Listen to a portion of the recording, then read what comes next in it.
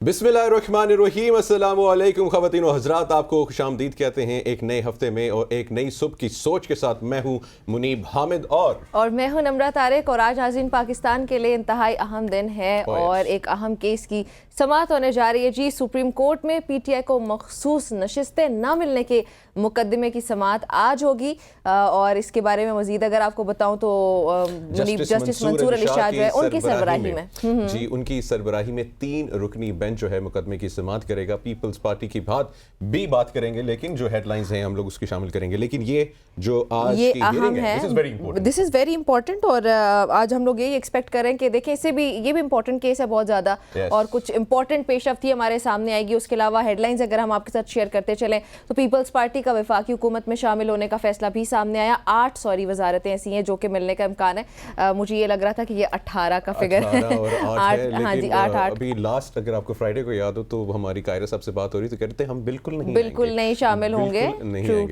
हमारी प्रोग्राम में उन्होंने कहा था कि हमारा फिलहाल तक कोई इरादा नहीं है। बहरहाल अब ये खबरें आना शुरू हो चुकी है वीकेंड पे। हाँ, वीकेंड पे बन गए। वो मुलाकात भी तो हुई है ना बिलावल साहब की शहबाज शरीफ से, उसके बाद ये खबरें आना शुरू हुई। बहरहाल जी, उसके अलावा गवर्नर की तकरीब हल्फ बर्दारी इतनी ज़रूरी नहीं थी कि अपना वक्त ज़ाया करता, ये कह रहे हैं वज़ीर आला KP और ये उनका 2 टोक बयान है। और गवर्नर की तैनाती, गवर्नर्स की तैनाती, टू बी वेरी ऑनेस्ट, ये एक इंपॉर्टेंट टॉपिक है। ये भी प्रोग्राम में आगे बढ़ के इसके बाद बात करेंगे हुकूमत के की जानिब से जो है गंदम खरीदारी शुरू ना करने के खिलाफ किसान इत्तेहाद का 10 मई से जो है एहतजाज का ऐलान है। मुल्क घीर एहतजाज करने का ऐलान किया गया है और इसके ऊपर जो है होशरबा जो है रिपोर्ट्स में जो चीज़ें इंकशाफात सामने आए हैं वो लिटरली बहुत शॉकिंग हैं और उसके ऊपर इन डिटेल जो है हम आगे जो है आप लोगों के साथ जो है गुफ्तगू करेंगे। और बिल्कुल और इसके अलावा एक और इम्पॉर्टेंट नाज़रीन रिपोर्ट आप कह सकते हैं सामने आई है, वो ये कि E-सिगरेट जो है उसका इस्तेमाल ख़वातीन में बांझपन का ख़तरा बढ़ाता है। ये तहकीक, हाँ जी, ये रिसर्च सामने आई है। ये बहुत इंपॉर्टेंट रिसर्च है, ख़ास तौर पे लड़कियों के लिए जो आज इस वक्त हमें देख रही हैं या देखेंगी थ्रू सोशल मीडिया या अभी देख रहे हैं। बिल्कुल ट्रेंड बन गया। देखेंगे नौजवान लड़के हों या लड़कियां हों, कैफेज में हों, इवन स्कूल कॉलेजेस, हर दूसरी लड़की के हाथ में वेप ज़रूर होता है, जिसको वेप बोलते हैं, E-सिगरेट्स।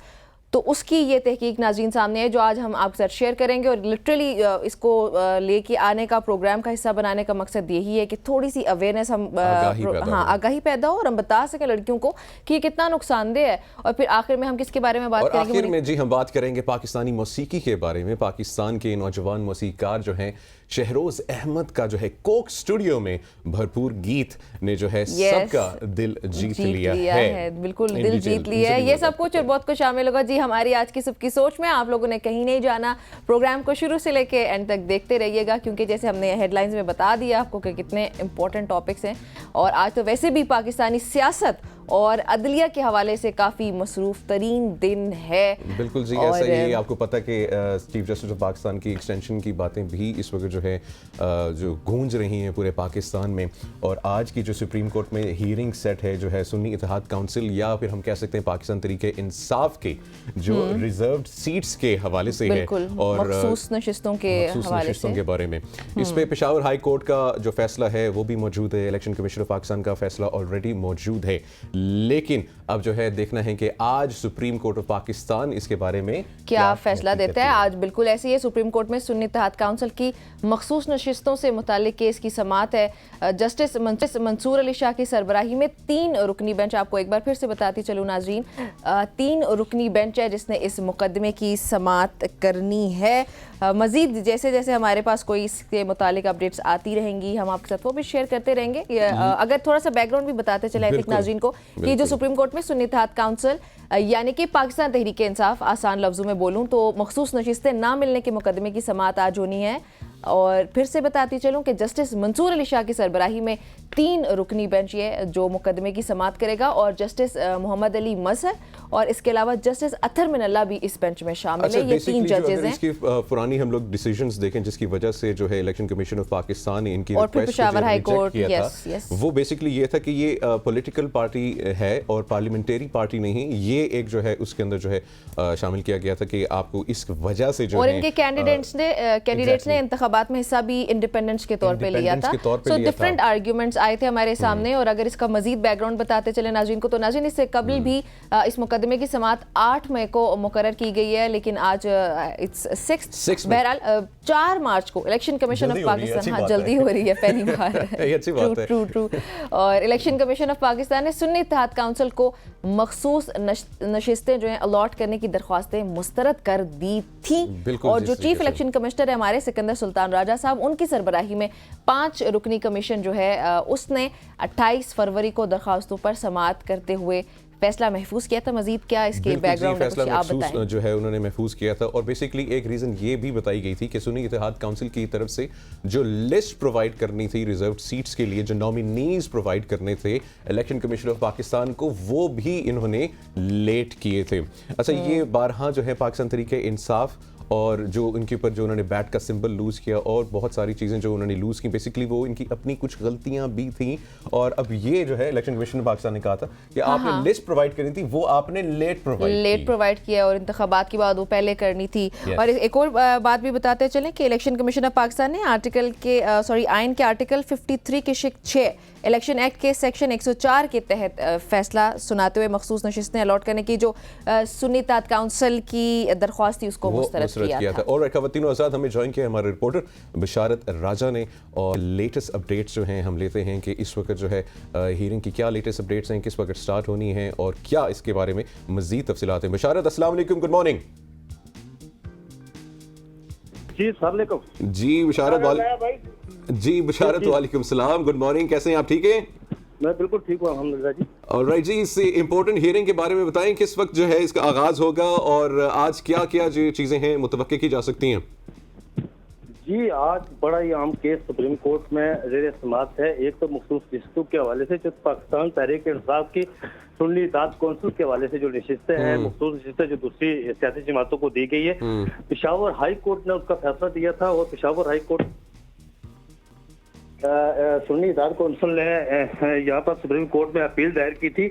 जस्टिस मंसूर शाह की सरबराही में 3 रुकनी बेंच इस केस की समाअत कर रहा है।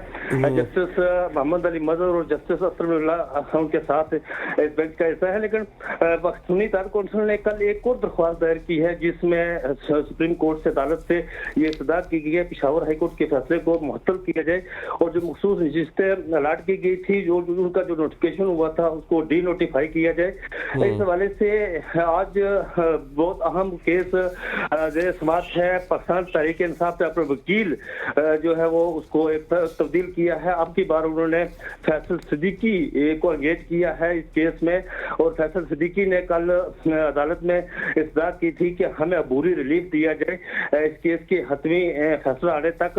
उसके बाद इसके अलावा सुप्रीम कोर्ट में एक और अहम केस आज ज़ेर समाअत है जो फैजाबाद धरना नजरसानी केस, जिसमें सुप्रीम कोर्ट ने एक इंक्वायरी कमीशन बनवाकर रिपोर्ट मांगी थी।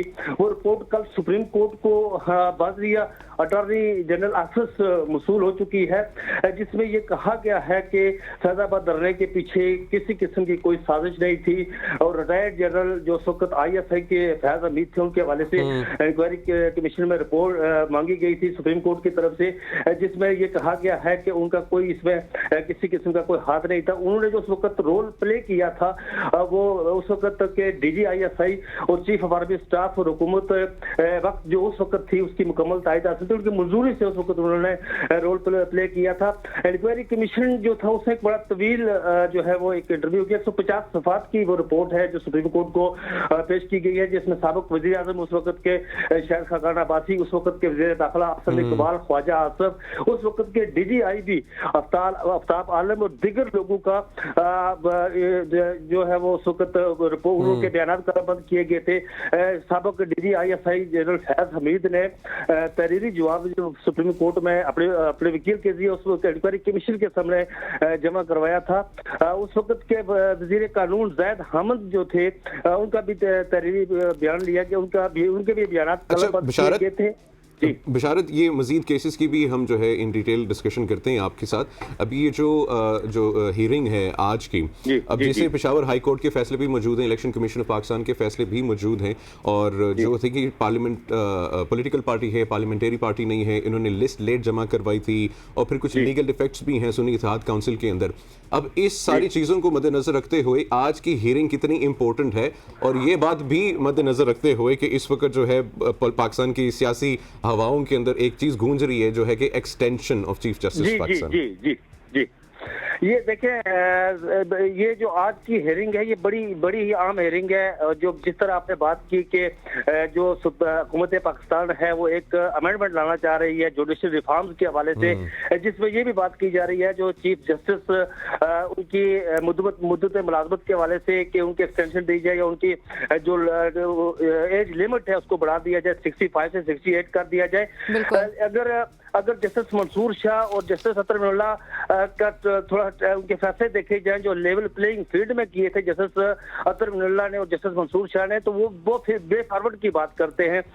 बिलखुसूस मेजर ताहिर सादिक के हवाले से जो उन्होंने फैसला था लेवल प्लेइंग फील्ड में, जिसमें उन्हें इजाजत नहीं दी जा रही थी, तो उन्होंने बे फॉरवर्ड की बात की थी कि ये किस तरह हो सकता है, ये इसी तरह हो सकता है। अच्छा, बिशारत आप भी हमारे साथ ही हैं, इस वक्त हमें ज्वाइन किया पीटीआई के सीनियर वकील अली बुखारी। अली साहब अस्सलाम वालेकुम एंड गुड मॉर्निंग।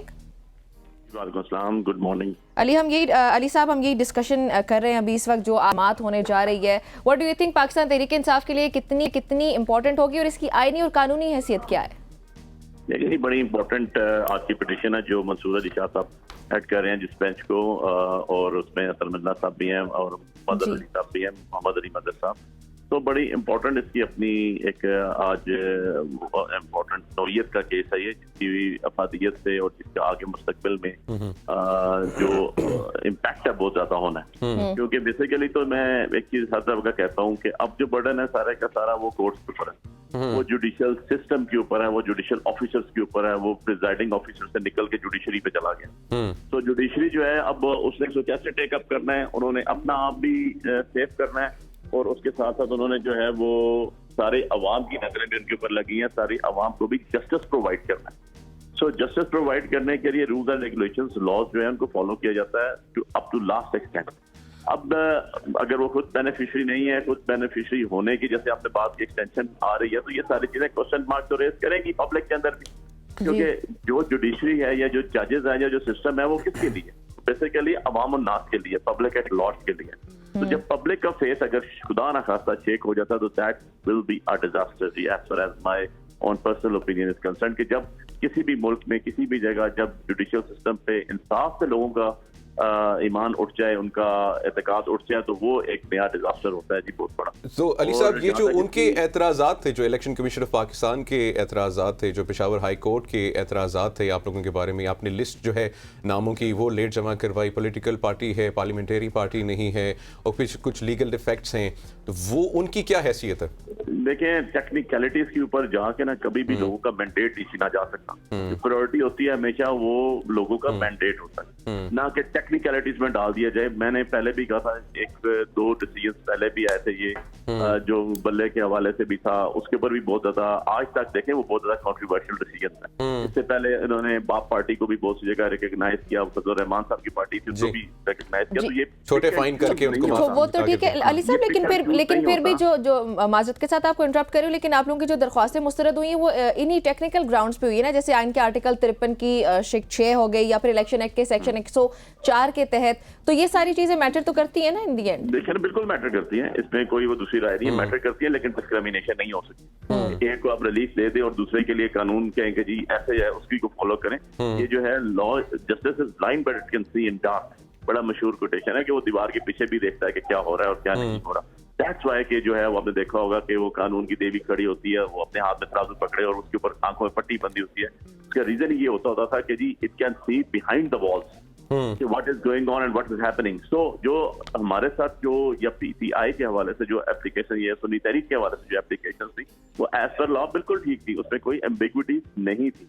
लेकिन ऑन द अदर साइड अगर इसी तरह के मैटर्स ऑलरेडी आपने सीटें दे दी बाप को 2018 के अंदर, तो उस टाइम रूल एंड रेगुलेशन कैसे थे? अब रूल ऑफ कंसिस्टेंसी फॉलो होनी चाहिए ना कि पिक एंड चूज होना चाहिए। जस्टिस तो नहीं प्रोवाइड करता, वो तो एक सीधी लाइन पे चलता है। तो अली साहब उसको तरीक देना सही, अली साहब हम ये कंक्लूड कर सकते हैं कि आपका पॉइंट ये कि टेक्निकल ग्राउंड्स को छोड़ के ये जो सारा केस है ये पॉलिटिसाइज किया जा रहा है या फिर पॉलिटिकल ज्यादा इसके फैक्टर्स हैं। और उसके साथ साथ ये है कि जब एक डिसीजन इसी पॉइंट के ऊपर ऑलरेडी 2018 में ईसीपी खुद कर चुका है जी, उसके अंदर दी गई, उन्होंने बाप पार्टी को दिया गया, कमोडेट किया गया और इसी तरह किया गया कि उनको यही इशू था जो डिसॉल्व हो गया। अब अगर उनको दे दिया 2024 में आ गया, हमें कहते हैं नहीं आपको नहीं दिया, तो यार मैं तो खड़े होकर कहूंगा ना कि डिस्क्रिमिनेशन हो। तो आज की हियरिंग से क्या एक्सपेक्टेशंस हैं अली साहब? आज की हियरिंग से क्या एक्सपेक्टेशंस हैं? आई एम वेरी होपफुल, इंशाल्लाह मेरा इस पे पूरा ईमान है कोर्ट्स के ऊपर, and we have full faith on it कि ये जो है इसके अंदर हमें इंसाफ मिलेगा। और जो जिसकी सीट्स हैं, देखें what is the matter of seats basically, मैं इसको आम फैम पब्लिक के लिए जो लॉ नोइंग नहीं है उनके लिए आपको बता दूं। जी जी, यार एक वोट से 80 सीट्स लेके बंदे बैठे हुए, 88 लेके बैठे हुए, 93 लेके बैठे हुए, दूसरी को 100 लेके बैठे हुए, तो एज पर देयर तनासब उनको सीट्स मिलनी चाहिए यार। इसमें कोई हार्ड एंड फास्ट रूल तो नहीं है, it's not a rocket science, it's maths, simply 2 + 2 4। ये हो गया, वो हो गया, लिस्ट आई, लिस्ट नहीं है, अच्छा यार सारी बातें मान ली, तो फिर आपने 2018 को जो फैसला किया वो गलत किया, उन सबको सजाएं दे दें पहले, फिर उसको रिट्रोस्पेक्टिव एक्सपेक्ट नहीं करें ना, उसको कहेंगे ठीक है जी वो हमसे गलती होगी थी, अब जिस चीज के जो बेनिफिशियरी रहा, जो चीज को मैंने बनाया उन सबके पैसे % वापस करें, जिन्होंने ऑर्डर्स किया उन सबको सैक करें।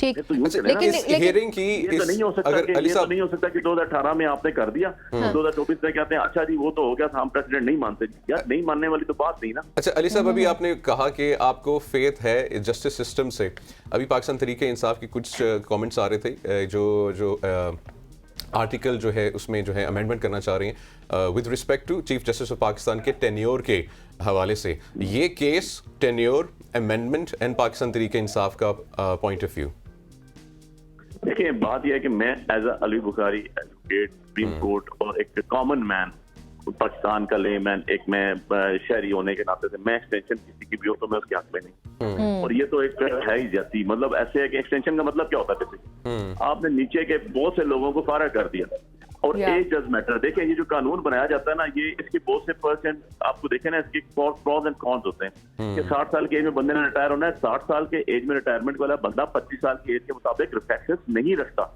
ठीक है, वो एक लाइफ गुजार चुका होता है, उसे प्रिविलेज मिल गई उसको, अब उसको एंजॉय करना चाहिए। 62 ईयर्स हाई कोर्ट के जस्टिस की, 65 ईयर्स आ गई आपके सुप्रीम कोर्ट के जजेस की, अब आपने अगर इनको बढ़ाना है तो फिर आप रिटायरमेंट एज खत्म ही कर देना, कहीं तायात आप जज, पीछे वाले आने की जरूरत ही कोई नहीं, ना यहाँ पर किसी को जॉब्स की अपॉर्चुनिटी मिल रही है, ना यहाँ पर किसी को अदरवाइज कोई अपॉर्चुनिटीज अवेलेबल हैं, लोग बाहर जा रहे हैं, 20 लाख बंदा बाहर चला गया, आप ऊपर से फुल स्टॉप लगा के बैठ जाएंगे तो नीचे से कैसे आप तरक्की मिलेगी। और इस पोजीशन में तो ये बहुत कंट्रोवर्शियल होगा जब ऑलरेडी चीजें बहुत कंट्रोवर्शियल चल रही हैं, तो इस तरह का डिसीजन जो आएगा वो तो एक नई पंडोरा बॉक्स खोल के रख देगा, और खुलना चाहिए भी यार। मैन शुड गो अपने जस्टिस। देखें एक बड़ा फिनोमेना आपको बता रहा हूँ, एक क्राइटेरिया इंटरनेशनली एक मैक्सिमम कोड किया जाता है अली साहब, ड्यूरिंग सर्विस आप अगर किसी को आफ्टर सर्विस रिटायरमेंट के बाद भी कोई उनको एक्सपेक्टेशंस आ जाती है तो मौजूदा जो जस्टिस सिस्टम है वो इंसाफ के मुतकाजी नहीं होता। बिल्कुल ऐसे ही है। अली साहब हमारे पास टाइम कम है, जल्दी से बताइएगा कि पेशावर हाई कोर्ट ने भी इलेक्शन कमीशन का ही फैसला बरकरार रखा था, तो अगर देखा जाए पिछले 2 फैसले पीटीआई के अगेंस्ट आ चुके हैं, तो आपने कहा कि आज आप होपफुल हैं, तो ये जो 2 फैसले पहले आप लोगों के खिलाफ आ रहे हैं, आपको नहीं लगता कि ये आज असरअंदाज होंगे कहीं ना कहीं जाके सुप्रीम कोर्ट में? दोनों फैसले हमारे खिलाफ आए हैं तो तभी हम सुप्रीम कोर्ट में दोनों को चैलेंज कर रहे हैं, दोनों की अल्ट्रा वायरस चैलेंज कर रहे हैं, दोनों का लीगल स्टेटस चैलेंज कर रहे हैं। और होपफुली मैं बड़ा होपफुल हूँ कि क्योंकि इसका सारी चीजें सुन के डिसाइड किया जाएगा। और सिंपली अगर आप ये कह दें कि 2 डिसीजन, अगर दोनों डिसीजन आ जाते हैं हमारे हक में, तो हमें ऊपर जाने की जरूरत नहीं थी ना सुप्रीम कोर्ट में। कोई भी पार्टी होती है वो तो सुप्रीम कोर्ट में जाएगी या जो भी ऊपर वो फॉरम है उसमें जाएगी। तो ये तो हमारा राइट है।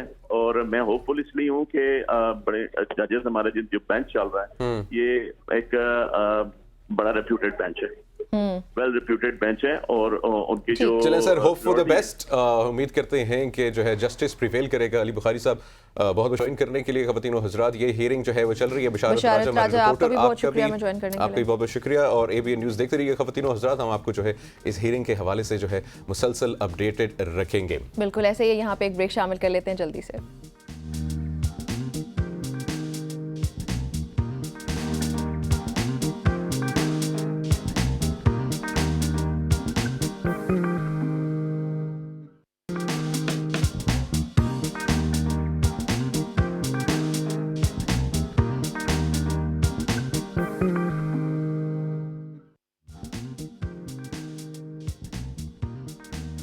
Welcome back everybody.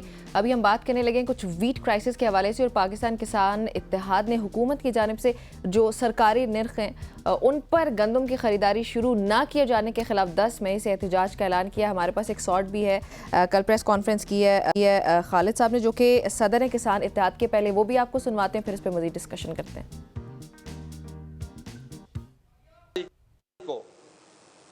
बाद नमाज जुमा हम मुल्तान से एहतजाज शुरू कर रहे हैं और ये एहतजाज पूरे पाकिस्तान में जाएगा। ये सैकड़ों वाला एहतजाज नहीं होगा, हजारों के हिसाब से काश्तकार आएंगे, सैकड़ों ट्रैक्टर ट्रालियां भी होंगी, जानवर भी साथ होंगे, भेड़े बकरी बच्चे भी साथ होंगे, खवातीन भी साथ होंगी। और सबसे पहले जो इस वक्त हालत हो चुकी है, हम अलामती तौर पर नमाज जनाजा अदा करेंगे ज़राअत का। अब क्या करें, इसके अलावा हमारे पास कोई चारा ही नहीं है।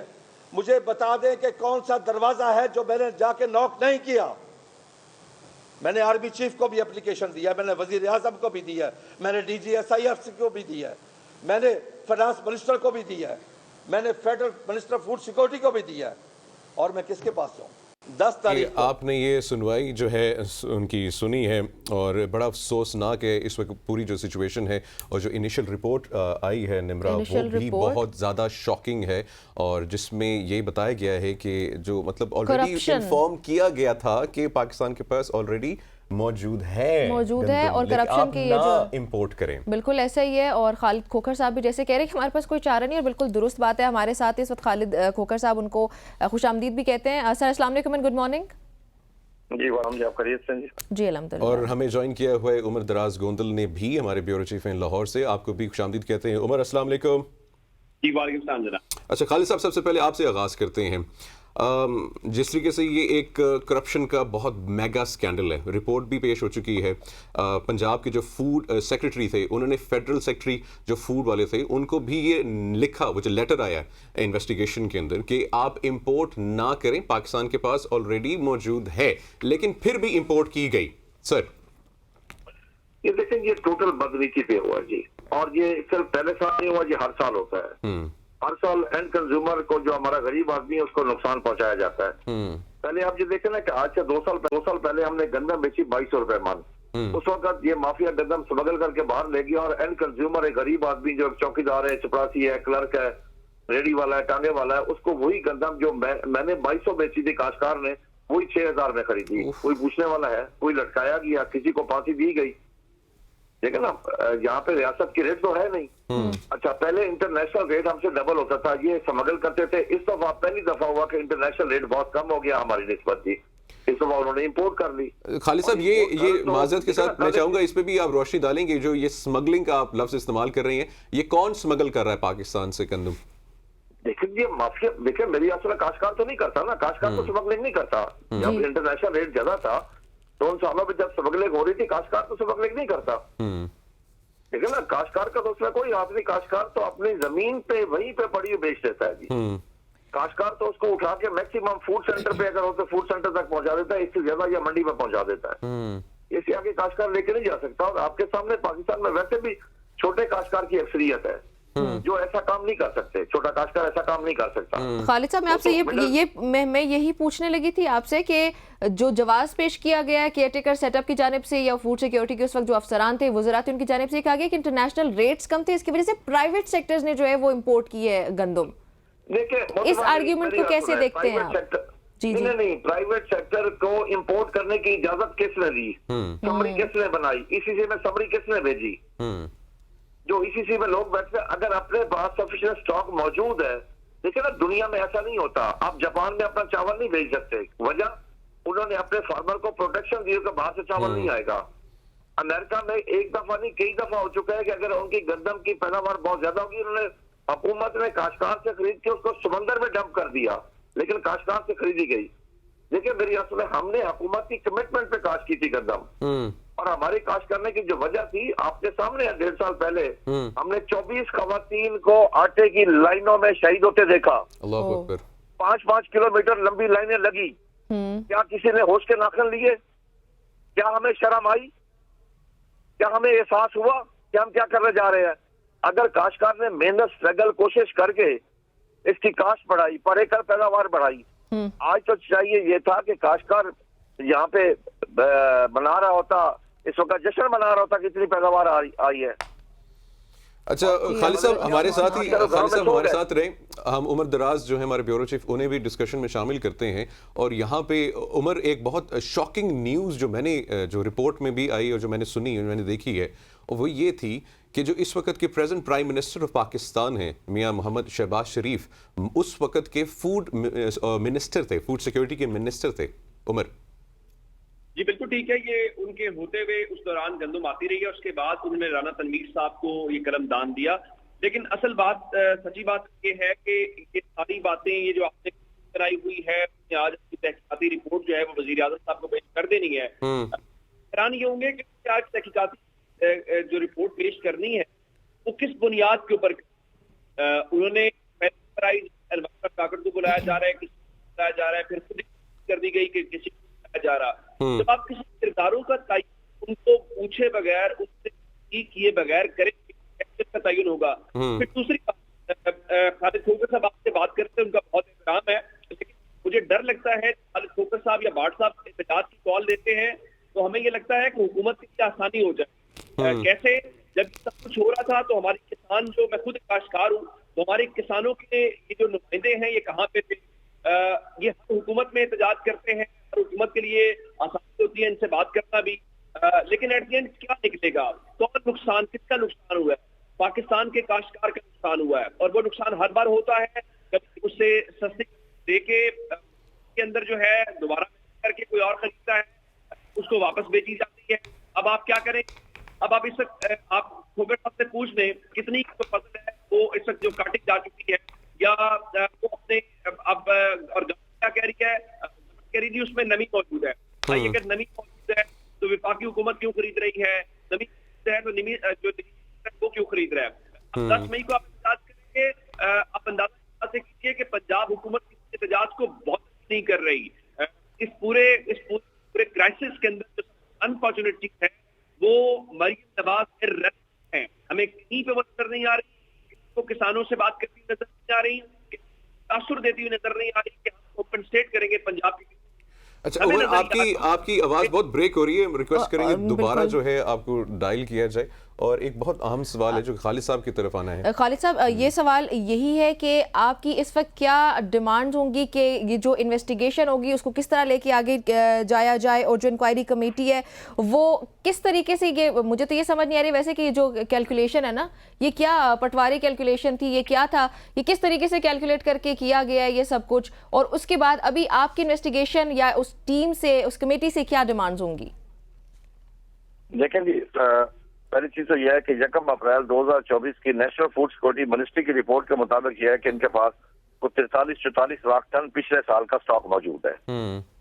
उसके होते हुए 35,87,000 टन बाहर से इंपोर्ट की गई, इंपोर्ट करवाने की कोई जरूरत नहीं थी। पहली चीज तो यह है। दूसरा उसमें यह है कि उसको जब निगरान हुकूमत के वक्त में ये इजाजत दी गई है इंपोर्ट करने की, इंपोर्ट की कर सकते हैं थोड़ी बहुत, लेकिन उसको कैप किया जाता है कि हद मुकर्रर की जाती है कि इतनी इंपोर्ट की जाए। लेकिन जानबूझ के उसमें ये बदनीति थी कि उसको कैप नहीं किया गया, उसकी हद मुकर्रर नहीं की गई, ये बड़ी बदनीति थी। दूसरी बदनीति ये थी कि 31 मार्च तक उसकी परमिशन देना इंपोर्ट की, ये बहुत बड़ी बदनीति थी, क्योंकि हमारी फरवरी एंड में सिंध की कदम आ जाती है और मार्च में पूरा सिंध आ जाता है और अप्रैल में पंजाब की शुरू हो जाती है। यानी कि जब हमारी अपनी क्रॉप आ रही हो तो उस वक्त बाहर से कभी कोई माशा किसी मुल्क में इस तरह इंपोर्ट नहीं होती जब आपकी अपनी फसल आ रही होती है।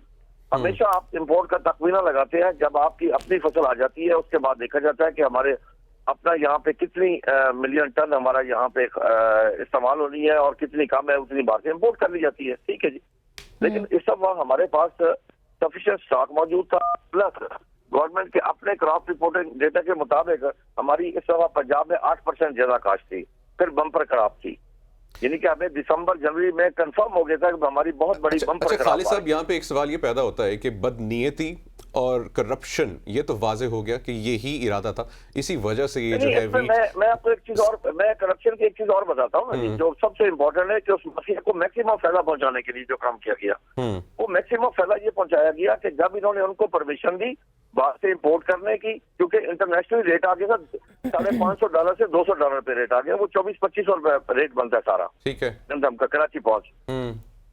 इन्होंने वो गंदम जो बाहर से उसको सेल करवाने के लिए एक इकदाम उठाया गया, ये सबसे इम्पोर्टेंट है जी। जो इनके अपने पास गंदम स्टॉक में मौजूद थी उसका रिलीज रेट था 3,900 रुपया। ठीक है। ये कभी आज तक नहीं हुआ कि उसको रेट को उठा के 4700 रेट कर दिया गया, कभी आज तक हिस्ट्री में नहीं हुआ इतना इस तरीके से रिलीज, ताकि ये जो फूड के पास या पास्को के पास गंदम, ये वो लोग फ्लोर बेल ना उठाए, जो फ्लोर बेल वाले गंदम खरीदे, जो बाहर से आ रही है वो खरीदे। अच्छा, लास्ट में मैं जाना चाहूंगा उमर दराज गोंदल की जानिब। उमर दराज गोंदल, अभी आपने ये जो है इनकी कमेंट सुने, सबसे पहले मैं क्विकली चाहूंगा कि ये स्मगलिंग कौन कर रहा है, ये माफिया कौन है, ये कंट्रोल कौन कर रहा है, और जब पता था कि एक्सेस में मौजूद है तो ऐसी डिसीजंस लेके जानबूझ के किसानों को तबाह क्यों किया गया? देखिए खालिद साहब, ये दुरुस्त कह रहे हैं कि आप जानते हैं कि सिंध की गंदम जल्दी आ जाती है, और जब सिंध की गंदम आ रही थी जिस मौसम में या जो महीना वो बता रहे हैं, उस वक्त आप गंदम इंपोर्ट कर रहे थे। और इसकी देखिए, अगर कोई अनवारुल्लाह काकड़ साहब अगर हमें ये बताएं कि देखिए जी, आप जो बिल्लियों की, कुत्तों की खुराक डॉलर्स में आप इंपोर्ट करते हैं, तब तो आपको गुस्सा नहीं आता। देखिए मैंने गंदम इंपोर्ट की और आटा सस्ता कर दिया, रोटी सस्ती कर दी, तो भाई फिर आपकी जो इंडस्ट्री लगी हुई है, फिर कॉटन इंपोर्ट कीजिए ना, फिर आप मोटरसाइकिल यहाँ बनाते हैं, बाहर से इंपोर्ट कीजिए, लोगों को सस्ता करें। आप अपने लोगों का मौशी कत्ल करके 300 से 400 अरब रुपए का तखमीना है पंजाब के किसानों के नुकसान का, कौन उसका जवाब देगा? आप 3900 रुपए में पिछले साल खरीदते रहे, इस साल आप 3900 रुपए में, जब वो यूरिया DAP 14-15 हजार तक उन्होंने खरीद के जो है वो फसल में इस्तेमाल की है, और आप क्या करेंगे? इस साल भी वही 3900, और वो 3900 पे भी कोई खरीद नहीं रहा। आप हैरान इस बात के ऊपर होंगे, हमने चेक किया तो मरियम नवाज शरीफ साहबा खुद भी चुके गंदम काश्त करती हैं, उनकी अपनी जो गंदम मार्केट में सेल हुई है वो 3200 रुपए फी मन पे हुई है। अब मुझे ये बताइए कि 3900 रुपए भी आप नहीं खरीद रहे जो पिछले साल की कीमत थी। आप चले काश्तकारी नहीं करते होंगे, मुझे ये बताइए कि पिछले साल और इस साल में कोई महंगाई नहीं हुई पिछले एक साल में, वो किसान कहाँ पे जाएंगे? और आप हमें बता रहे हैं जी सस्ती रोटी हम कर रहे हैं या फलां कर रहे हैं। देखिए और उमर ये किसान ऑलरेडी कर्ज लेके ये कर रहा है काश्त। वेरी राइट, वो ऑलरेडी अपना 6 महीने का कर्ज एडवांस में उठाते हैं, जिसमें वो डीजल इस्तेमाल करते हैं, और डीजल के अलावा जो पेस्टिसाइड्स है सब कुछ उनका वही उधार में चलता है। जैसे ही फसल आती है उसको वो बेचते हैं और उसकी बुनियाद पर कर्ज उतार के अगली फसल में जाते हैं। अब आपने ये करके बुनियादी तौर पे आप जरा देखिए ना, पंजाब में कितने फीसद वो लोग हैं जो काश्तकारी से हैं, और वो कोई बड़े काश्तकार नहीं है, वो छोटे काश्तकार हैं जिनकी तारीफ जो है वो 4, 5, 6 एकड़ वाले वो काश्तकार हैं। अगर उनका भी एक्सपेंडिचर पूरा नहीं हो रहा तो मुझे ये बताइए कि आप कर क्या रहे हैं? कौन से वो आपने अफलातून बिठाए हुए हैं हुकूमतों में? और मैं आपको चैलेंज करता हूं, एक बंदा भी फिक्स नहीं किया जाएगा। वो जो आपने लाखों करोड़ों किसानों का मौशी कत्ल किया है, वो यही होगा। डंग टपाव पॉलिसी है, कोई इधर से किसी को अपने नंबर टांगने की कोशिश करेगा, कोई उधर से नंबर टांगने की कोशिश करेगा, और हर साल यही होगा। जब अपनी फसल आएगी तो आप यही तमाशा लगाएंगे, कभी आप इंपोर्ट करेंगे और उस बुनियाद के ऊपर झाड़ियां लगेगी, कभी यहां से आप एक्सपोर्ट करेंगे या स्मगल करेंगे, जो भी करेंगे उस बुनियाद के ऊपर झाड़ियां लगाएंगे। कोई प्लानिंग नहीं है, कोई थिंक टैंक काम नहीं करते कि हमने करना क्या है। जरा हम बाकी चीजों में कंपैरिजन करते हैं, जरा ये तो देखिए कि ये किसान ऑलरेडी आप इसको क्या सहूलत दे रहे हैं और इंडिया के किसान को क्या सहूलत मिल रही है खाद को लेके। मैं आप हैरान इस बात के ऊपर होंगे कि उमर हमारे पास टाइम कम है, उमर हमारे पास टाइम कम है। जी जरूर ले लीजिएगा। इन्होंने जो फर्टिलाइजर्स कंपनीज हैं उनको 150 अरब के आसपास इन्होंने उनको जो है वो सब्सिडी दी, वो किसान की जेब में नहीं गई। 150 अरब की वहां से दी, वो भी किसान के नाम के ऊपर, किसी और का फायदा हुआ। 300 से 400 अरब रुपए का आपने किसानों का नुकसान किया, और एट द एंड सब बल्ले बल्ले वाह, ना कोई सेक्रेटरी को पूछेगा, ना कोई वजीर को पूछेगा, ना कोई वजीर आजम को पूछेगा, और हम सड़कों पे ऐसे घूमते रहेंगे। वो सब ले उड़े। उमर दराज गोंदल आपका बहुत शुक्रिया, और खालिद साहब आपका भी बहुत शुक्रिया। हमारी यहाँ पे नाज़रीन इस वक्त ये कोशिश है कि जो पाकिस्तान का रोज़गार है काश्तकार का, वो बचाया जाए और उनकी आवाज़ को बुलंद किया जाए। हम सब ने मिलकर बुलंद करना है इस आवाज़ को, और बात करनी है कि किस तरीके से ये इतना मेगा स्कैंडल है करप्शन का, और ये हमारे सामने आया है। इस पर मज़ीद भी बातचीत होती रहेगी इंशाल्लाह। यहाँ पर एक ब्रेक शामिल करते हैं।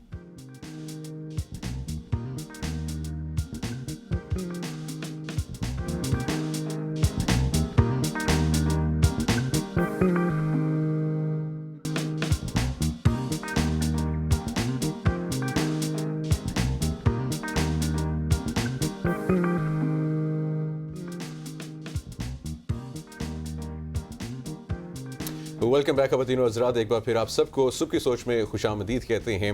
और अब पाकिस्तान की सियासत में निमरा और पाकिस्तानियों वो सब कुछ हो रहा है जो कि नहीं होना था, जो कि हम बारहा पूछते रहे लोगों से, जो कि हम एक्सपेक्ट नहीं कर रहे, जो कि हम एक्सपेक्ट नहीं कर रहे सरप्राइजेस थे, मिल रहे लेकिन वो हैं जी। सब कुछ जो है माशाल्लाह से पाकिस्तान की सियासत में हो रहा है और इसी को फ्लेक्सिबल सियासत कहा जाता है। फ्लेक्सिबल सियासत, और कहा जाता है कि सियासत तो होती है, ये वो सियासत क्या है जी कि पाकिस्तान मुस्लिम लीग नून की बड़ी इत्तेहादी जमात यानी कि पाकिस्तान पीपल्स पार्टी ने 2 सूबों में अपने गवर्नर्स की तकर्री के बाद विफाकी हुकूमत में भी शामिल होने का उसूली फैसला कर लिया है। पीपल्स पार्टी को 8 वजारतें मिलने के इम्कान है, ये भी खबरें कुछ हमारे सामने आई हैं।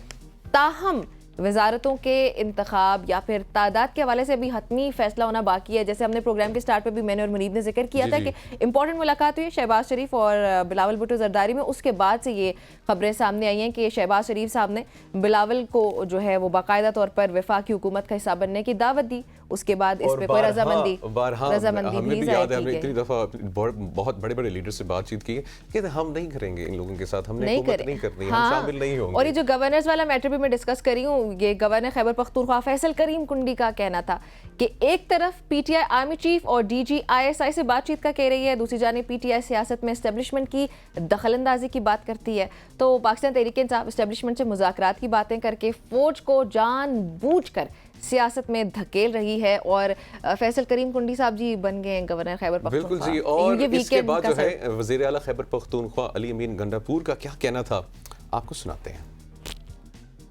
अच्छा जी, उनका भी सुनवाएंगे, लेकिन सबसे पहले फैसल करीम कुंडी साहब ने क्या कहा था वो आपको सुनाते हैं। वो भी सुनवा देते हैं। चाहता हूँ सूबाई हुकूमत को कि मैं आपका वकील बनकर इस्लामाबाद में आपका मुकदमा लड़ूंगा और इंशाअल्लाह वफाक और सूबा मिलकर जो है इस सूबे की तरक्की करेंगे।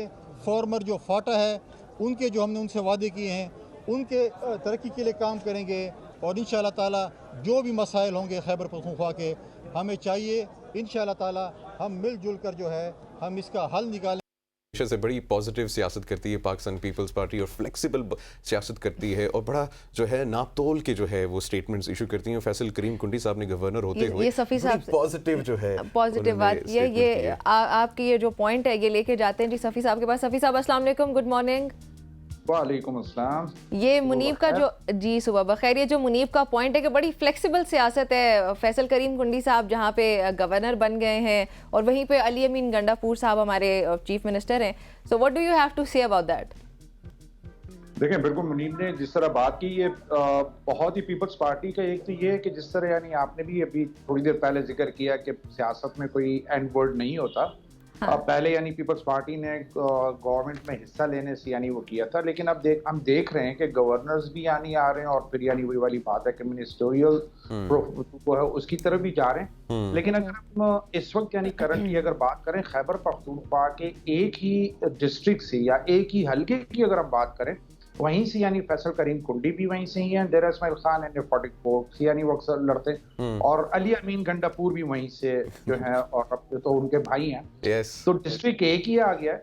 लेकिन हम ये देख रहे हैं कि अगर पॉलिटिक्स की अगर बात करें तो वो पॉलिटिक्स का जो स्टाइल है दैट इज यानी वाइड अपार्ट, यानी बिल्कुल पोल्स अपार्ट वाली बात है कि एक तरफ तो वो हॉकिश एटीट्यूड हमें नजर आता है तो दूसरी तरफ बड़े मैच्योर स्टेटमेंट है फैसल करीम कुंडी की। हालांकि वो कह सकते थे कि मैं वफाक का रिप्रेजेंटेटिव हूँ यहाँ, लेकिन उन्होंने बड़ी अच्छी एक वो बात की कि मैं सूबे में होते हुए मैं सूबे के मसले मसाइल जो है वो वफाक के साथ जो है वो लेकर चलूंगा और उनसे यानी जो मसले मसाइल है प्रोविंस के वो हल करूंगा, क्योंकि ये वो प्रोविंस है कि जो डिपेंडेंट है एक्चुअली खैबर पख्तूनख्वा की अगर हम बात करें तो ये बजट जो है जितना यानी उसके बजटरी यानी रिक्वायरमेंट्स हैं मोर देन 80% जो है वो फेडरल रेवेन्यूज के ऊपर और फेडरल यानी उससे जब यानी वो एलोकेशंस होती हैं तब यानी वो सूबा चल सकता है। तो एक बड़ी अच्छी सी यानी उन्होंने एक बात कही है कि और लेकिन यहाँ पे सफ़ी साहब एक अहम सवाल ये भी पैदा होता है कि हमने देखा है जिस तरीके से अली अमीन गंडापुर ने जो है उनकी हल्फबरदारी भी अटेंड नहीं की, रिसीव भी नहीं किया है,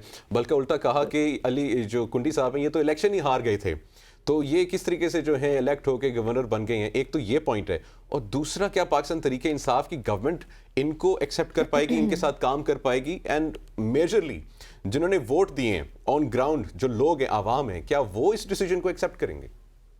देखें, इसमें सबसे पहली बात आपका जो क्वेश्चन किया यानी अली अमीन गंडापुर, वो ना सिर्फ ये कि खुद यानी डेरा इस्माइल खान की तरफ निकल गए, बल्कि अपने साथ जो है वो मिनिस्टर्स और काबीना के लोगों को भी साथ ले गए। और जबकि एक बड़ा अच्छा जेस्चर होता कि जिस तरह पहले यानी अली अमीन गंडापुर ने वजीर आजम के उसके साथ फिर मीटिंग्स भी की और वो की, एक अच्छा जेस्चर होता और तवक्को भी यही थी कि जो हो गया सो गया, लेकिन जो हम यानी जिसे कहते नहीं है कि बैठ के सूबे को भी चलाना है, सिस्टम को भी चलाना है, मुल्क को भी चलाना है और लोगों के मसले मसाइल। वोटर्स अगर वोट देते हैं तो वो इसलिए नहीं देते कि बस ये आप यानी असेंबली में पहुंचे, वो इसलिए देते हैं कि आप असेंबली में पहुंच के हमारे मसले मसाइल जो हैं वो उसका हल तलाश करें। अगर तो सिर्फ यानी ये लड़ाई झगड़ा और एक दूसरे के साथ यानी नारेबाजी, और फिर वो भी नारेबाजी ऐसे कि यानी हम ये कहें कि वो बस यानी जिस तरह हमने 2013 के टेन्योर में देखा कि 2013 में जब पीटीआई की हुकूमत यहाँ आई और फेडरल में जो है वो पीटीआई की हुकूमत नहीं थी, तो वो यानी हमने देखा कि वो यहाँ से चढ़ाई करना, फिर यानी हमने ये भी देखा कि वो मुजाहरे और फिर मोटरवे और जीटी रोड का। तो अगर फिर वो उस तरीके उस तरफ जाते हैं तो नुकसान किसका होगा? वोटर ही का होगा। तो ये वो चीज है कि ये देखनी चाहिए कि वोटर ने, देखें फैसल करीम कुंडी अगर हार गया है लेकिन वोट तो उसको भी पड़ा है। इसी तरह अगर अली अमीन की जो अगर प्रोविंशियल उसमें जीते हैं, नेशनल पे जीते हैं, अब भाई उनके जीते हैं, तो वोट तो है, लेकिन वोटर ये चाहता है कि मेरे मसले मसाइल हल हो। अगर उसके मसले मसाइल नहीं हल होते तो उसको क्या यानी पड़ेगा, क्या फर्क पड़ेगा इससे? सफ़ी साहब, वैसे पीपल्स पार्टी का अब जो है वफाकी हुकूमत में शामिल होने के जो फैसला जो हम डिस्कस कर रहे हैं, 8 वजारतें मिलने का भी इम्कान है, इस डिसीजन को आप कैसे देखते हैं? देखिए, ये बहुत अच्छी, पहले ये करना कि अगर हम हुकूमत में वोट तो यानी प्राइम मिनिस्टर के लिए वोट तो देंगे लेकिन हुकूमत का हिस्सा नहीं बनेंगे, तो बड़ी अजीब सी एक बात ये थी कि वो ये लग रहा था कि जैसे यानी जो भी ब्लेम गेम होगा या जो भी यानी अगर तो हाँ, मतलब बैकफुट पे खेल रहे हैं, मसाइल हो गए तो वो बैकफुट पे रह के कि हमने कुछ नहीं किया, जो कुछ है वो नून लीग के ऊपर। लेकिन आना चाहिए, फ्रंट पे आना चाहिए, काम करना चाहिए, सजेशंस होते हैं, प्लस ये होता है कि यानी वो एक जिम्मेदारी लेनी चाहिए। और ये बहुत अच्छा एक वो है, कम से कम ये होगा कि यानी प्रोविंस को, जैसे हमें यानी गवर्नर अब यहाँ से जो है कम से कम ये कह सकते हैं कि हुकूमती यानी जो हुकूमत में है वो उनका गवर्नर, इससे पहले जो था वो जेयूआई का गवर्नर था, तो वो अलग मौलाना साहब जो हैं वो तो 9 मई को यानी वो पेशावर से भी यानी वो एहतजाज की यानी उन्होंने नारा लगाया हुआ है, और वो दिया अली अमीन जो है वो डेरा इस्माइल खान से उन्होंने वो किया हुआ है। अच्छा, वैसे बड़ी इंटरेस्टिंग सिचुएशन पैदा हो गई है, फजलुर रहमान साहब भी हैं केपी में, अब कुंडी साहब भी आ गए हैं, फिर अली अमीन गंडापुर साहब भी हैं, ये इनकी दोस्ती कैसी रहेगी? देखिए वही बात है, जिस तरह ने वाकई के बड़ा एक अजीब सी एक सिचुएशन ये बन गई है कि तीनों एक ही डिस्ट्रिक्ट से, एक ही इलाके से हैं। स्ट्रॉन्ग ऑपोजिशन भी जो है वो भी मौलाना फजलुर रहमान ही की सामने आ रही है, जो वफाक की तरफ नजर आ रही है, तो वो भी डेरा इस्माइल खान से, फैसल करीम कुंडी जो गवर्नर यानी स्टेट रिप्रेजेंटेटिव या फेडरल का यानी रिप्रेजेंटेशन, वो भी डेरा इस्माइल खान से, अली अमीन गंडापुर वो भी यानी डेरा इस्माइल खान से, और तीनों आपस में नाराज हैं, और तीनों ही यानी एक दूसरे से नाराज हैं। तो ये नाराजगी खत्म हो पाएगी? देखें, वही वाली बात है कि मौलाना साहब को तो अगर हम पास में भी चीजें देखें तो मान जाते हैं, वो इतना ज्यादा नहीं होते हैं, वो मान जाते हैं। और जरदारी साहब के पास ये जिसे कहते नहीं है वो मन का है कि वो मना लेते हैं किसी तरीके से। लेकिन अब सिर्फ ये नहीं है कि सिर्फ जरदारी साहब का नहीं है, कुछ और भी यानी ऐसे इशू हैं कि जहां पर मौलाना साहब चाह रहे हैं कि वहां से भी कोई मनाने के लिए आए और कोई बात करे तो फिर शायद आगे बात चल पड़े। अच्छा, पीटीआई का क्या फ्यूचर देख रहे हैं सर?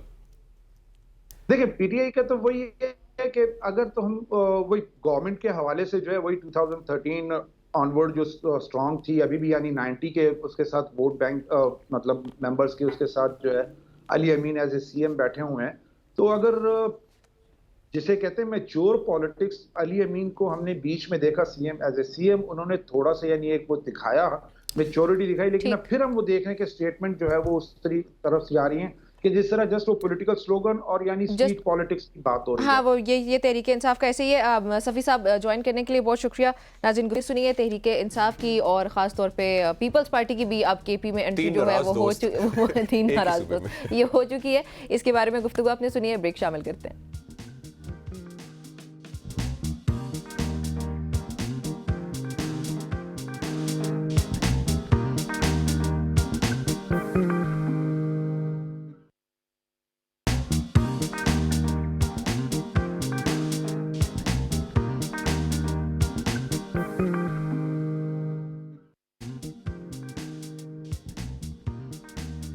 वेलकम बैक जी। नाज़रीन, सऊदी वलीअहद मोहम्मद बिन सलमान की खुसूसी हिदायत पर इस वक्त सऊदी अरब के सरमायाकारों का आला सतह का वफ्द पाकिस्तान पहुंच चुका है और उसकी कुछ तैयारियां हमें इस्लामाबाद में भी दिखाई दे रही हैं। और सऊदी वफ्द में 30 से जायद कंपनियां हैं और वो पाकिस्तान में सरमायाकारी करने में इंटरेस्टेड हैं। वफाकी वज़रा सदिक मलिक और जाम कमाल साहब ने सऊदी वफ्द का इस्तकबाल भी किया और सऊदी वफ्द में जो है टेक्नोलॉजी, तवानाई, हवाबाजी, तामीरात, माइनिंग और ह्यूमन रिसोर्स की जो है समेत मुख्तलिफ शोबों से मुतल्लिक रखने वाली 30 कंपनियां हैं और ये कहा जा रहा है निम्रा एंड पाकिस्तानी तकरीबन $10 बिलियन की ये इनिशियल इन्वेस्टमेंट है और ये गवादर जो है वो अंडर डिस्कशन रहेगा और गवादर पे मेनली अगर आप कह सकते हैं कि उस पर फोकस रहेगा और ये 30 कंपनियों के नुमाइंदगान इस वक्त $10 बिलियन टोटल इन्वेस्टमेंट है, जिसपे अभी आपको पता है कि एक हाई लेवल सरकारी वफ्द पहले भी आया था पाकिस्तान में, ये सरमायाकारी की जो बातचीत हाँ ये पहले से जारी है और उसी का ही ये शाखसाना। और जो टोटल इन्वेस्टमेंट है निम्रा, ये तो अभी $10 बिलियन का तो हमने अभी खबर पड़ी, बिल्कुल। लेकिन जो टोटल इन्वेस्टमेंट जो है कि इस वक्त जो आई की जा रही है, जो पाकिस्तान और सऊदी के बीच में बातचीत चल रही है, that is $32 बिलियन। ओके, मुझे लगा 32 बिलियन डॉलर्स। चलें देखते हैं पॉजिटिव हाँ हो जाए और पाकिस्तान के लिए और सऊदी अरब के लिए और ये हमारी दोस्ती के लिए भी खुश आइंदो। एक और अच्छी खबर है जी, हम जो आपके लिए लेकर आए पाकिस्तान के लिए भी बिल्कुल ऐसे ही है। पाकिस्तानी खातून को पैमा नायला कयानी जो हमारे प्रोग्राम में भी कई बार आ चुकी है, उन्होंने एक और एजाज अपने नाम कर लिया है। नायला कयानी जो हैं वो एक पाकिस्तान का नाम पहले वो रिकॉर्ड कायम कर चुकी हैं और दुनिया की 5वीं बुलंदतरीन चोटी जो है उन्होंने वो सर कर ली है, जिसकी जो हाइट थी तकरीबन 8,485 मीटर है। बिल्कुल ऐसे ही। अच्छा, ये खबर मजीद डिस्कस करेंगे। इस वक्त हमें इत्तेजाज एहसन साहब ने ज्वाइन किया। इत्तेजाज साहब अस्सलाम वालेकुम एंड गुड मॉर्निंग। इत्तेजाज साहब जी गुड मॉर्निंग। इत्तेजाज साहब, व्हीट क्राइसिस इस वक्त हॉटेस्ट डिबेट है। ये जो खंजर घोंपा गया है एक काश्तकार की, एक किसान की पीठ पे, इसका जिम्मेदार कौन है सर? इसके जिम्मेदार तो बुनियादी तौर पे वो हैं जिन्होंने इम्पोर्ट किए, जिन्होंने जो जहाज आए हैं 3.5 मिलियन के जो निगरान हुकूमत के ऑर्डर या उससे बाद अब सुना है कि इस गवर्नमेंट ने भी 1 लाख टन के 2 टन ऑर्डर किए। जाहिर है इन लोगों पे ये सारा बोझ बनता है, जिसने भी बरामद की है गंदम, ये इन रिपोर्ट के बावजूद ये गंदम बाफर है और मिकदार में हमारे पास अगले प्रोजेक्टेड साल से मुनासिब हमारे पास जखीरा है। क्योंकि अब अगर जखीरे में पहले से ही आपके साइलोस में जो फील्ड साइलोस होते हैं, अगर पहले से ही उसमें इतनी गंदम रखी हुई है उनमें, तो जिसकी जो जरूरत के लिए काफी है। इसमें एजाज साहब, प्राइम मिनिस्टर शहबाज शरीफ साहब का भी नाम सामने आ रहा है। जी बिल्कुल आ रहा है, बिल्कुल। ये लोग इनको मुनाफा चाहिए होता है, ये कहते हैं सौदा हो जाए, और देखते नहीं है कि भाई कोई मुल्क में इतनी कैपेसिटी भी है कि आप उसको दे सके मजीद स्टोर भी कर सके कि नहीं। अब ये कर रहे हैं कि स्टोर क्योंकि उनके भरे हुए हैं, साइलोज उनके भरे हैं, अब ये कर ये रहे हैं कि किसान से गंदम उठा ही नहीं है। और इत्तेजाज साहब, सॉरी टू इंटरप्ट, अफसोसनाक बात तो ये है कि रिपोर्ट जो जाके आज वजीर आजम साहब को ही पेश करनी है इंक्वायरी कमेटी ने, तो ये समझ नहीं आ रहा वैसे कि ये क्या है। ये तो समझ आती है, इनके मकसद बुनियादी तौर पे कोई फैसला करें, बने नफज मुद्दई भी मुंसिफ भी। अब फैसला वही करेंगे शहबाज शरीफ से जो फैसला वो मेरे ख्याल से पाकिस्तान की अवाम को भी पता है कि वो इन्वेस्टिगेशन और वो रिपोर्ट और वो कमीशन बनेगा तो उसके बाद क्या होगा। बहरहाल एक और जो है आज बहुत इंपॉर्टेंट हियरिंग है सुप्रीम कोर्ट में रिजर्व सीट्स के हवाले से, जिसमें पीटीआई और सुन्नी इत्तेहाद काउंसिल की अगेन जो है वो आज हियरिंग होनी है रिजर्व सीट्स के हवाले से। इलेक्शन कमीशन ऑफ पाकिस्तान का फैसला मौजूद है, पेशावर हाई कोर्ट का फैसला मौजूद है, अभी हमने पीटीआई का भी स्टांस लिया था, इलेक्शन कमीशन ऑफ पाकिस्तान का भी स्टांस मौजूद है।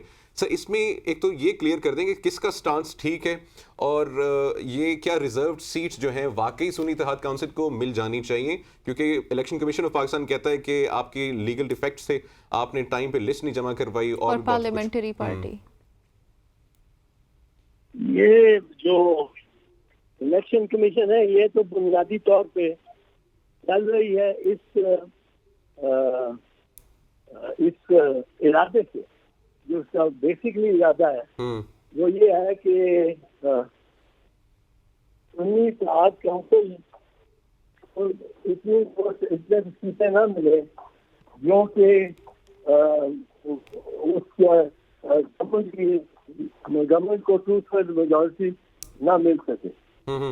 तो इसलिए ये तो गवर्नमेंट को 2/3 मेजॉरिटी देने की मुतरादिफ है ना, और ये फैसला बहुत अहम मायने का होगा, क्योंकि इससे पाकिस्तान की सारा जो स्ट्रक्चर है, सारा ही पाकिस्तान की आईनी इमारत है, वो अगले 40 साल के लिए, कम से कम 50 साल के लिए इसका फैसला, उसका जो वो पूरा स्ट्रक्चर है जी सर, वो उस पर डिपेंड करता है।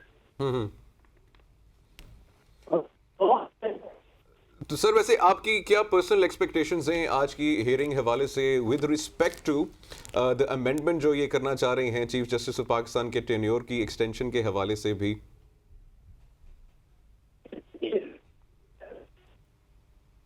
एजाज साहब आप हमें सुन पा रहे हैं?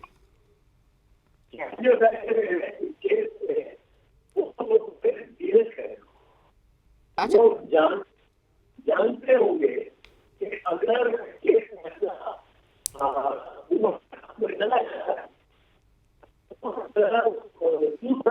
मेरे ख्याल से एहसास साहब के कनेक्शन का कुछ इशू है, इसको फिक्स करते हैं।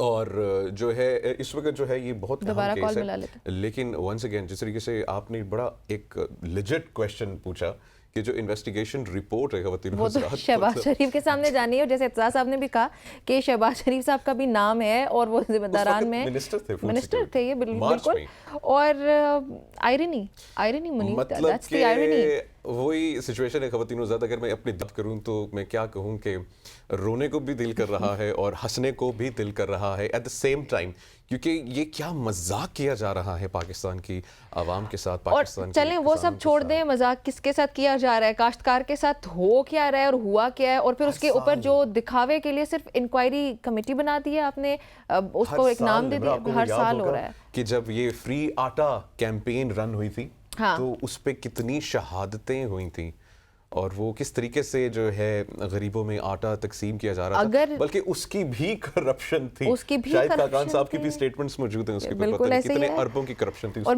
मुझे आज ये हैरत हो रही है कि ये इंक्वायरी कमेटी जो है, जो ये रिपोर्ट पेश करेगी जाके वजीर आजम साहब को, उसमें क्या होगा, जो कि खुद जिम्मेदारान में शामिल है और उनका नाम खुल के हर एक खबरनामा आप कहीं का भी सुने, आप कोई भी अखबार उठा के देख लें, उनका नाम आपके सामने ज़रूर आएगा, और वो वाहिद एक शख्सियत नहीं है जो जिम्मेदारान में शामिल है, उसके अलावा भी बहुत सारे नाम हैं। लेकिन उसके बाद फिर वो क्या होगा, वो क्या करेंगे अपने खिलाफ?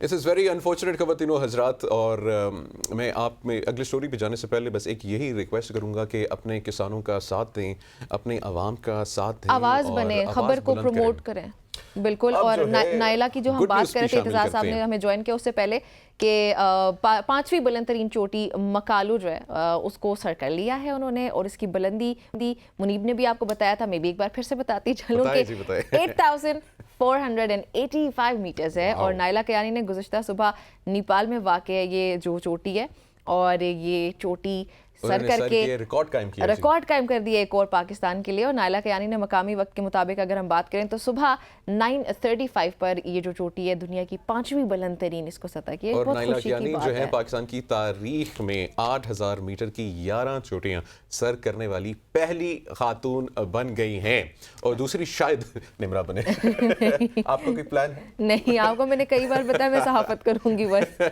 सहाफत भी तो एक चोटी के बराबर ये पाकिस्तान के अंदर, तो बस यही ठीक है। सही बात है।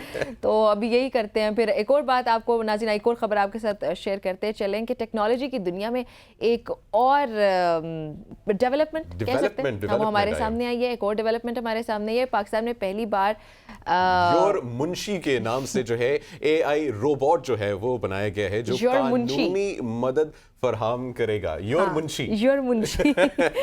मुंशी की आला सतही खुसूसियात में तेज रफ्तार और दुरुस्त कानूनी तहकीक और बसीरत, मुकम्मल हवाले के साथ कानूनी मामलात के बारे में तफसीली मालूमात और आसानी से आप कह सकते हैं कि मुसवदा तैयार करने में मदद शामिल है। आई थिंक हम योर मुंशी को ही हमेशा अपने प्रोग्राम में बुला लें, क्योंकि कानूनी पहलू जो होता है ना, कानूनदान को हमें बुलाना पड़ता है, उसमें बायसनेस होती है।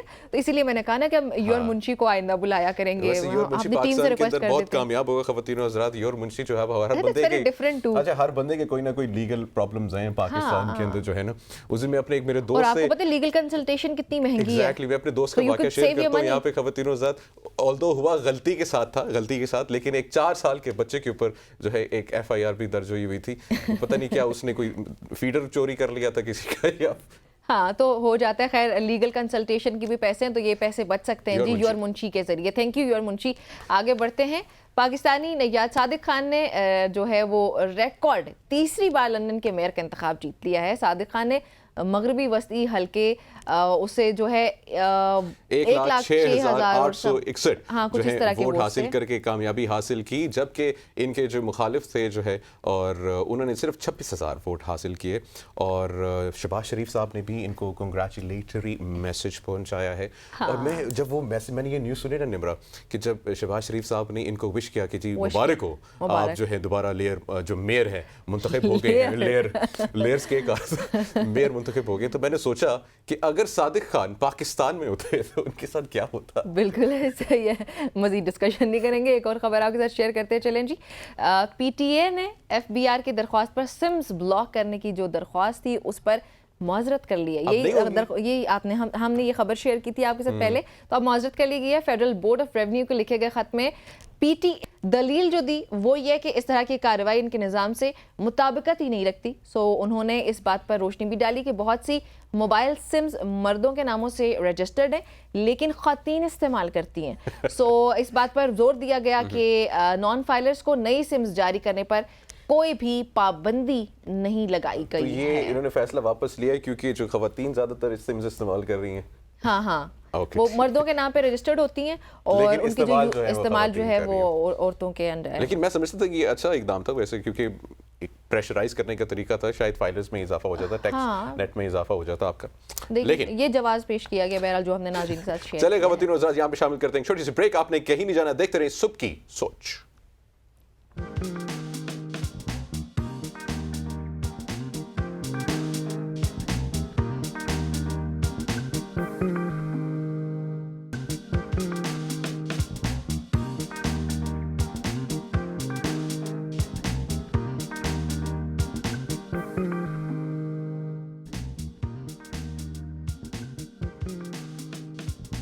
Welcome back everybody. अभी का जो हमारा सेगमेंट है वो इंतहाई अहम है और ख़ास तौर पे लड़कियों के लिए, ख़वातीन के लिए।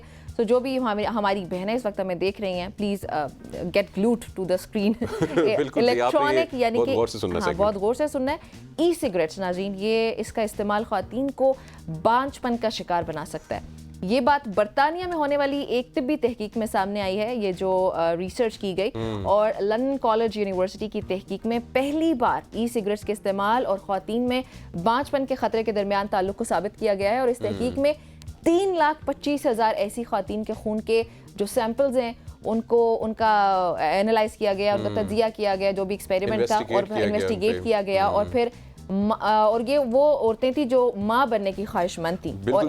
और इन खवातीन के तर्ज ज़िंदगी का जायजा भी जो है वो लिया गया था। इन खवातीन में जो है बिल्कुल लाइफस्टाइल क्या है, 22% जो है ई सिगरेट्स इस्तेमाल करने की आदी थी, जबकि 27% तंबाकू नोशी जैसे सिगरेट्स जो हैं नॉर्मल सिगरेट्स हैं वो पीती थी, और 7% जो है मंशियात, जबकि 40% जो है अल्कोहल जो है इस्तेमाल करती। सारे ड्रग्स हैं बेसिकली। हाँ, ड्रग्स है किसी भी तरह से करें। और तहकीक के दौरान ये भी इंकशाफ हुआ नाज़रीन कि आम सिगरेट या फिर ई सिगरेट का इस्तेमाल करने वाली ख़वातीन के हार्मोन्स जो हैं वो ऐसी तब्दीलियाँ उनमें आती हैं जो बांझपन का बायस भी बन सकती हैं। और जो रिसर्चर्स हैं उन्होंने ये बताया कि ख़वातीन के लिए हमारा मशवरा यही है सॉरी कि अगर वो माँ बनना चाहती हैं तो इस आदत से छुटकारा पाने की कोशिश करें। ये जो वेपिंग है या स्मोकिंग है, सिगरेट्स है, किसी तरह के अल्कोहल का यूज है, जो कि ये एक बहुत बड़ा ट्रेंड बन चुका है आज के, जो है देखेंगे एवरी सेकंड जो है बंदी जो है वो इस वक्त जो है वेप कर रहा है, सिगरेट पी रहा है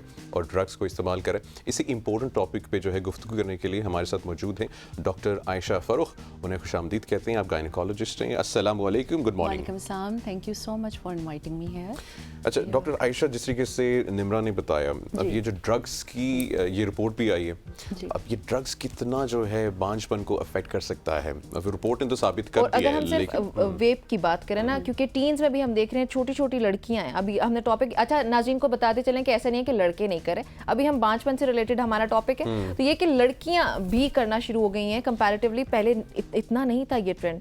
तो ये क्या हो रहा है, कहाँ जा रहे हैं हम, कितनी % लड़कियां इसमें आ चुकी हैं और कितना ज़्यादा नुकसानदेह है ये? अच्छा Nimra, it's a very interesting topic और स्पेशली मैं आपको बताना चाहूँगी कि आई वुड से कि it's a social evil, one of the most prevalent आजकल के दौर में। और पहले सिर्फ as you were talking about it कि सिर्फ लड़के और आदमी सिगरेट नोशी में होते थे, but nowadays we see के लड़कियाँ ऑलमोस्ट इक्वलेंट, लाइक नॉट आप लड़कों को आदमियों को तो खुलेआम स्मोकिंग करते हुए देखेंगे, लेकिन females are also doing it. शायद वो इतना ओपनली नहीं कर रही, बट नहीं अब कर रही, तो प्रॉब्लम है। हम यही तो डिस्कस करना चाह रहे हैं आज कि बहुत ओपनली कर रही हैं। जी बिल्कुल। इसमें ई सिगरेट्स, वेप्स या आप सिंपल जो हमारे ट्रेडिशनल सिगरेट्स होते हैं, they are almost one and the same thing. एक तो ये मिसकंसेप्शन है कि we are taking the E cigarettes तो हमारे निकोटीन का लेवल कम है, and it's a substitute for the smoking और समथिंग लाइक दिस। तो थोड़ी सी मिसकंसेप्शन है कि हुएवर इज थिंकिंग कि ये कोई हमने एक हेल्थ रिलेटेड एक अच्छा ऑप्शन ऑप्ट किया, इट्स नॉट लाइक दैट। उसमें निकोटीन भी है, उसमें ट्रेस मेटल्स भी हैं, उसमें बहुत सी जी, तो आई थिंक ये आपकी हेल्थ के लिए ऑलमोस्ट द सेम लेवल पे इंजूरियस है। बट नाउ स्पेशली आज हम फीमेल हेल्थ से रिलेटेड बात करेंगे, तो फीमेल में तो I think it's a killer kind of thing from reproductive health, ठीक है, खासतौर पर क्रोनिक स्मोकर्स, ठीक है। अब बहुत से लोग होते हैं लकी, जैसे तमाम सिगरेट पीने वालों को तो लंग कैंसर नहीं होता ना, कुछ लोग तो अपनी नॉर्मल लाइफ भी, बट हमारे पास कोई गारंटी नहीं। इवन इफ़ यू से कि सिर्फ 10% लोगों में ये होता है, तो वो 10% कौन होंगे? तो whoever is smoking or taking the e-cigarette or something like this, she or he should consider her or himself a potential वो victim होना चाहिए। है वो कैंसर। Exactly. अच्छा, इससे ना सिर्फ फीमेल हेल्थ, मेल हेल्थ दोनों इफ़ेक्ट होती है। जहाँ तक बात बांझपन की है, तो ऑब्वियसली बच्चा तभी होगा जब male and female both partners are equally healthy. तो बांझपन में तो मेल बांझपन इन फर्टिलिटी भी that's contributing about 30% to the whole percentage.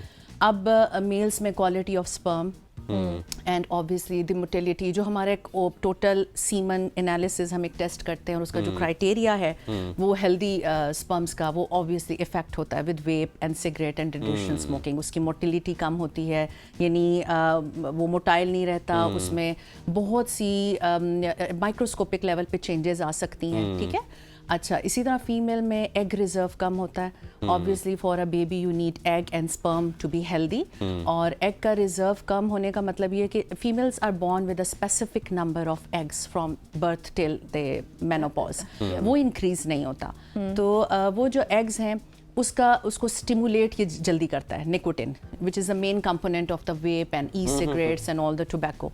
तो वो उसको स्टिमुलेट जल्दी करता है। Like if the female is producing 1 egg in a month, तो वो ज़्यादा स्टिमुलेट होगा, साइकिल्स शॉर्ट हो जाएंगे, पीरियड्स डिस्टर्ब हो जाएंगे, लॉट ऑफ एंडोक्राइन चेंजेस। बल्कि I would say it as a endocrine disruptor जो आपके थायराइड, एंडोक्राइन कॉर्टिसोल, डिस्ट्रप्शन हो गई है तो अब ये नहीं कि हर पीने वाले को हो रहा है, एवरीवन, जैसे we 3 are sitting in a same environment, मुझे फ्लू हो जाएगा, आप दोनों को नहीं होगा, it's my immune system, it's my body.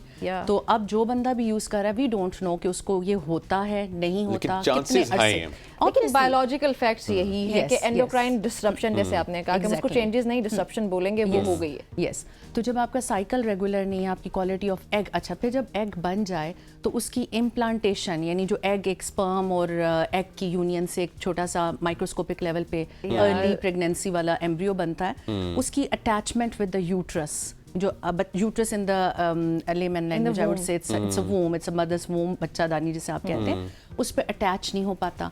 So there is high risk of miscarriage, genetic abnormalities भी उसमें, जब एनवायरमेंटल होता है जेनेटिक दोनों लेके ये सब कर रही हैं बगैर सोचे समझे कि ये उनकी हेल्थ के लिए कितना फिर जो प्रेग्नेंट हो गई खवातीन and who are regular cigarette smokers and tobacco consumers, उनमें लो बर्थ वेट, बच्चे का वेट कम होगा, IUGR that is in utero, जिसे आप कहें ग्रोथ रिस्ट्रिक्टेड बेबीज जो अपने, ठीक है। Just to add into this, बहुत अच्छा एक्सप्लेन करी, मेरे ज़हन में सवाल आया कि आज की हम जनरेशन देखते हैं वो बहुत ही कमजोर है, उनकी हाइट भी बहुत कम है, मेल नरिश्ड है, तो ये भी एक रीजन हो सकती है। ऑफ कोर्स, असल में जो वेप एंड ई सिगरेट्स वगैरह है ना, they are the product of new generation, अभी कुछ साल हुए हैं, तो अब जो बच्चे लेटर ऑन लाइफ में भी ऑब्वियसली होते हैं, स्टडीज आर ऑन गोइंग, जो हमें फॉर एग्जांपल किसी चीज़ का हम जो लॉन्ग टर्म उसके साइड इफेक्ट्स देखते हैं, तो it may take 15 to 20 years of study, कि जो बच्चे जिन पेरेंट्स के आजकल for example lot of studies are going on, जैसे आपने एक रेफरेंस भी दिया था, तो इनके रिजल्ट्स, कुछ ऐसी भी स्टडीज हैं जो 10 years की उस पर चल रही हैं all over the world, even in Pakistan, US, तो ये 10 साल बाद, यानी अब जो बच्चे जिनकी मदर्स ले रही हैं ये तमाम चीज़ें कंज्यूम कर रही हैं, और आफ्टर अ डेकेड उनके बच्चों को हम फॉलो करते जाते हैं कि how they are responding, how they are doing in their life, और अल्टीमेटली डेफिनेटली जो अभी रिजल्ट साथ साथ आ रहे होते हैं वो दे आर शोइंग कि they are lacking behind those kids जिनकी मदर्स जो हैं they were used to tobacco. अच्छा, स्टिल बर्थ भी इसका है, इसका एक और टर्म है that is sudden infant death syndrome, you don't know the reason, लेकिन ऐसे बच्चे अचानक से कोर्ट में you will find them dead, ठीक है। तो ये तमाम चीज़ें हैं जो हेल्थी नहीं है, वे भी हेल्थी नहीं है, तो एग्जैक्टली इसी तरह से अगर हम फीमेल हेल्थ में और देखें तो मेनोपॉज जल्दी आ जाएगा फीमेल्स में। Menopause is the cessation of your menstrual cycle, जो कि एक आपकी end of your reproductive life age पे जाके वो होना है, लेकिन वो average age is Nimra about 52 to 53 years, लेकिन in smokers it's a bit early, क्योंकि हार्मोन्स आपके जल्दी, यस इट्स नॉट।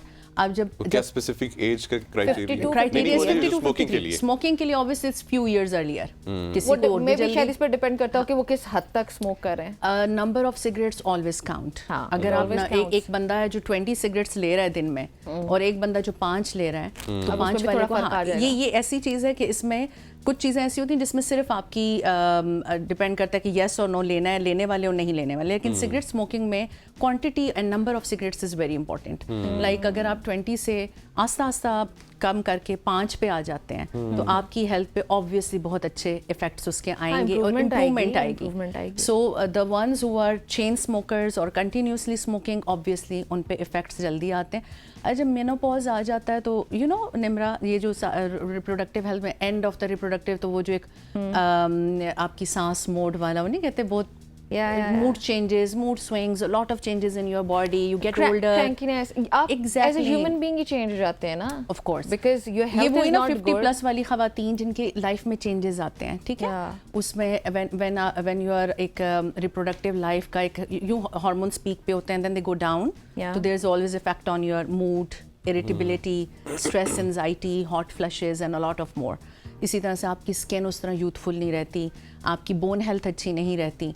तो ये जो अल्लाह ताला का सिस्टम है, we have to age but at a certain age, जो 52 वो ना एक डिक्लाइन नेचुरल आता है, लेकिन जब आप इस तरह की चीज़ों से एज अ केमिकल जो आपके अंदर जा रहा है और artificially in the effect of such things आप पहले अपने वक्त से पहले होते हैं, तो आप ये तमाम चीज़ें मतलब जो इंजॉयमेंट थी उसको ख़त्म कर रहे हैं ना, and the quality of life you are compromising your quality of life. Yes, this is it. So आपने बताया कि एक तो ये हो गया कि हार्मोनल चेंजेस आ गए, हाँ जी, प्री कहूंगी वो मेनोपॉज हो गया, मेनोपॉज, अर्ली मेनोपॉज हो गया, फिर उसके अलावा डिस्टर्बेंस इन योर पीरियड्स, जैसे आपने बताया एक्सप्लेन किया कि वो नहीं होगा जिसकी वजह से मिसकैरेजेस ज्यादा हो सकते हैं या फिर इनफर्टिलिटी ज्यादा होती है। बिल्कुल, एग्जैक्टली। ये जो ड्रग कॉज कर रही है ना, मतलब ई सिगरेट्स की अगर बात करें तो और कौन से फैक्टर्स हैं जो कि मतलब रिजल्ट्स जिसके ये सब हैं? अच्छा, इसके अलावा देखें जो मेन इसमें चीज़ है ना, ये जो आप कह रहे हैं कि बाकी चीज़ें IUGR स्टिल बर्थ्स क्यों हो रही हैं, इसमें वो तो फिर फीमेल हेल्थ में अगर हम देखें तो लॉट ऑफ अदर कॉजेस। सबसे पहले तो जो आजकल का अनहेल्दी लाइफस्टाइल है, ठीक है, और unfortunately we can not change it a lot. आपको कहीं अच्छा वो नहीं मिल रहा, पोल्ट्री को देख लें, मुर्गियां, अंडे, they are all you know उसमें कुछ ना कुछ, we all are consuming and we are so used to it। मतलब मेरा दिन भी नहीं गुजरता चिकन के बगैर। कोई हेल्दी चीज खा ले तो तबीयत खराब हो जाती है। Exactly, this is where our bodies are used to it now। तो वो खास तौर पे देखें जो यंग टीन्स है ना, जिनकी ग्रोइंग एज है, उनको ये चीज़ बहुत इफेक्ट कर रही है। उसके अंदर स्टीरॉइड्स हैं चिकन के जो इंजेक्शंस लगाते हैं। अच्छा, you don't know about the जो बीफ और मटन ले रहे हैं वो क्या प्रोसेस, वो भी अनहेल्थी है। तो आप whatever you are consuming, you are not sure कि व्हाट यू आर ईटिंग। और आपकी हेल्थ, आपकी mental physical health is determined by what you are taking inside your body. तो आप जो ले रहे हैं वो तो इम्पैक्ट आएगा ना Absolutely। ना। तो तभी कहते हैं देखें कितनी आजकल आप वो जो मेरे पास मतलब as a gynaecologist I work in Maroof hospital, और वहाँ पे बहुत सी लोग मतलब जो फीमेल्स होती हैं, वो आर प्रेग्नेंट, उनके साथ एक उनकी वालदा या मदर इन लॉ ज़रूर आती है, and they are all focusing अभी नॉर्मल डिलीवरी हो, नॉर्मल डिलीवरी हो। इट्स हेल्थी तो normal delivery and the females जो यंग लड़कियां हैं, दे आर अवॉइडिंग, मतलब they can't take the stress of that thing. Pregnancy में उनकी हालत, मतलब मैं अपनी I think about my own aunt and my mom, and so they were so strong, they were strong. अच्छा, हमारे पास बहुत कम सेकंड्स रह चुके, जल्दी से बताइएगा ये जो लड़कियां कर रही हैं वेपिंग वगैरह या कुछ, उनके लिए कोई message? A few seconds left. Yes, of course it's injurious to your health, and please, if you want to be a healthy female and you want a healthy family, तो try to quit them, quit them। अगर आप कर रहे हैं तो उसको stop कर दें। बिल्कुल, जो लॉस हो गया उससे आप, हमारा भी डॉक्टर साहिबा, हमारा भी यही मैसेज है हमारी तमाम देखने वाली बहनों के लिए कि कूल बनने के लिए हाथ में वेप ले लेना जरूरी नहीं है। You know, one thing I would like to add कि इसको it's a kind of style बन गया ना कि कूल लगेगा। डॉक्टर आयशा जी, बहुत बहुत शुक्रिया हमें ज्वाइन करने के लिए, बहुत खूबसूरत आपने एक्सप्लेन किया, और मुझे उम्मीद है कि आप जितने भी देखने वाले हैं, आप लोगों ने इस चीज को समझ लिया होगा, और अगर आपकी औलाद कर रही है, दोस्त कर रही है, तो प्लीज उनको रोकें। हाँ बिल्कुल, ऐसे ही हम जल्दी से एक ब्रेक शामिल करते हैं।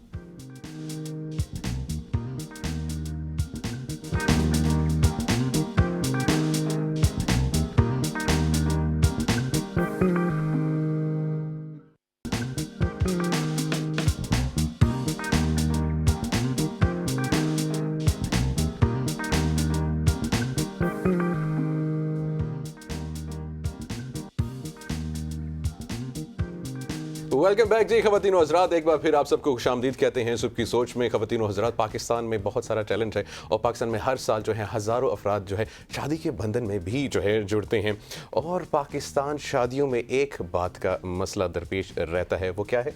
मौसीकी।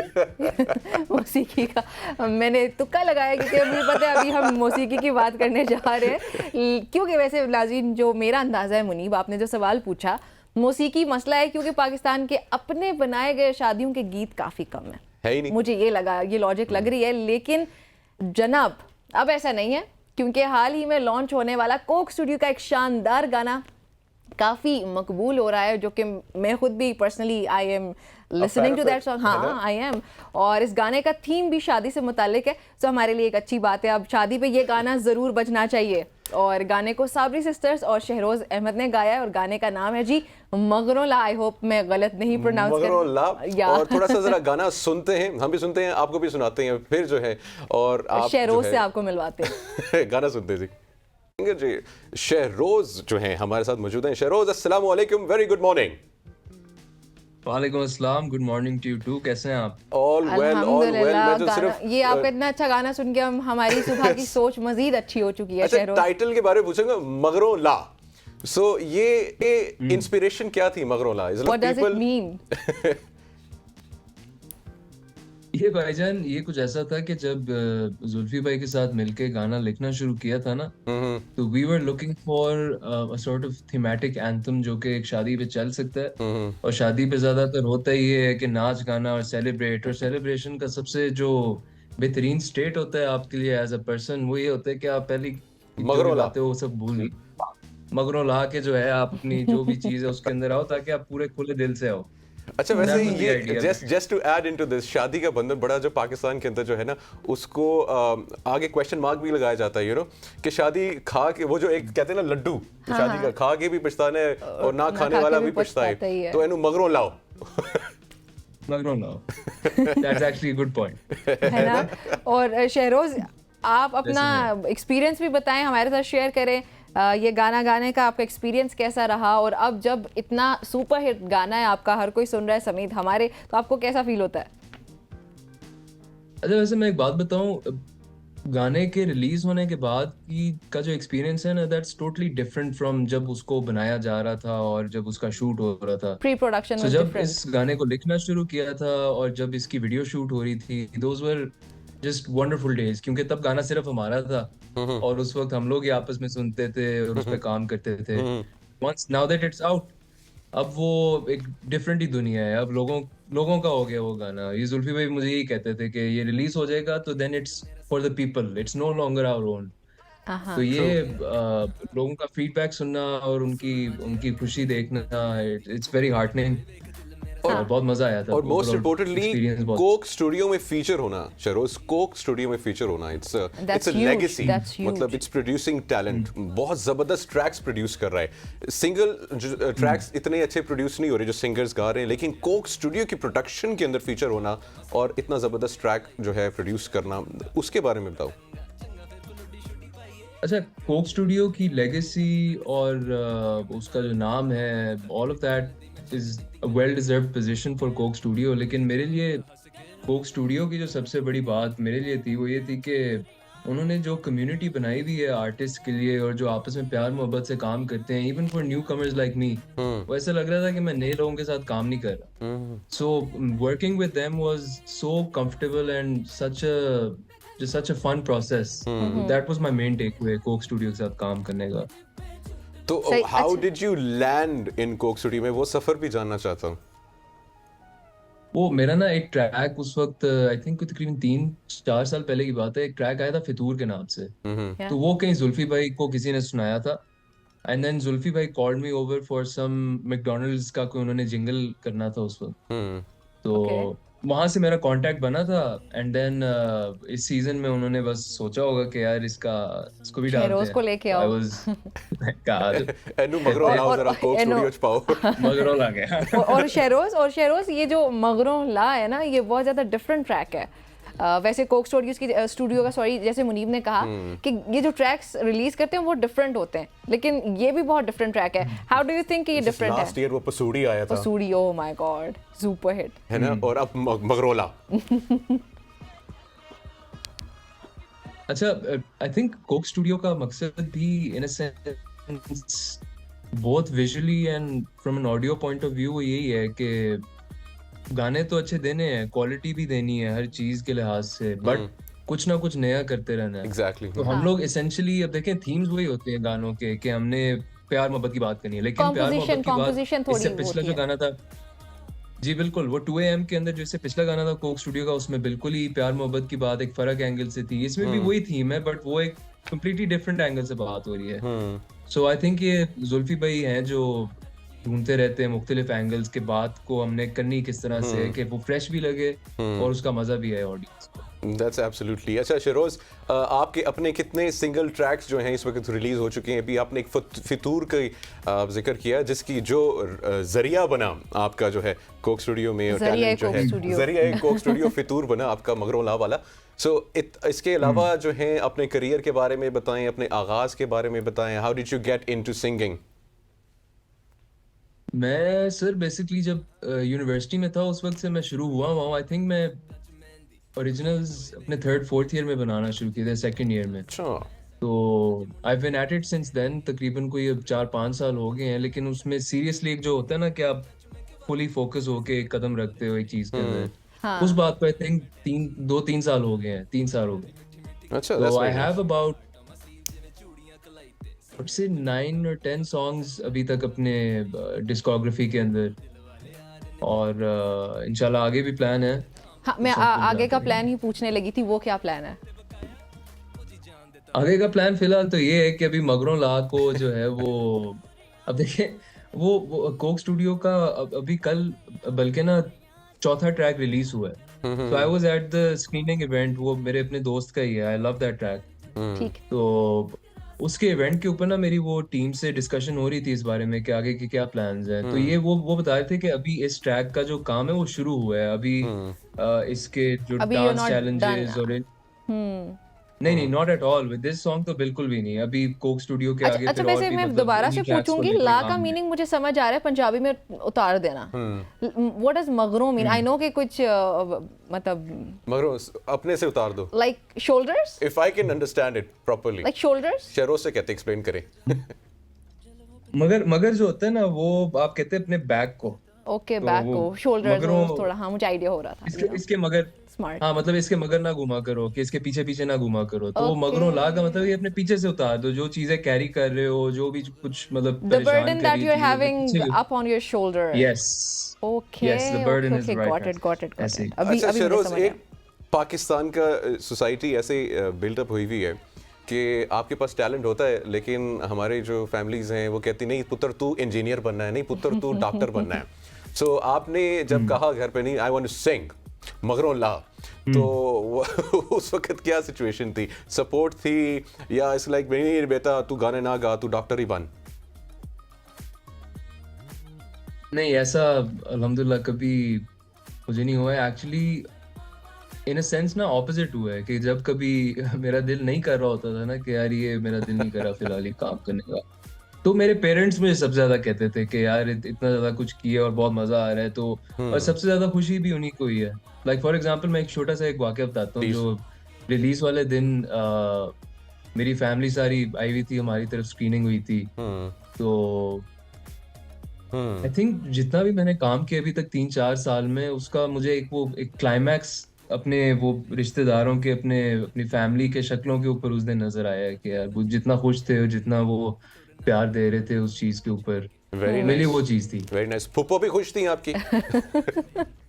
फुप्पो भी बहुत खुश थी। आपकी जानते तो नहीं है फुप्पो को? You never know. मुनीब तो वैसे भी बहुत सोशल है Sheroz, you actually never know. अच्छा, अभी आपने बताया जी 8-9 माशाल्लाह से आपने ट्रैक्स जो हैं वो आपके हैं ऑलरेडी, तो उनको कब रिलीज करना है या वो ऑलरेडी रिलीज्ड हैं? कौन से? सॉरी, जो आपने पहले थे, तैयार किए हुए, पहले की जो जर्नी थी आपकी, जो आपने ट्रैक्स तैयार किए हुए हैं जो आप बता रहे थे, तो उनका क्या प्लान है? उनको कब रिलीज करना है? सो कुछ तो जो मैंने इस साल शुरू किए थे वो I think this year I put out 3 songs.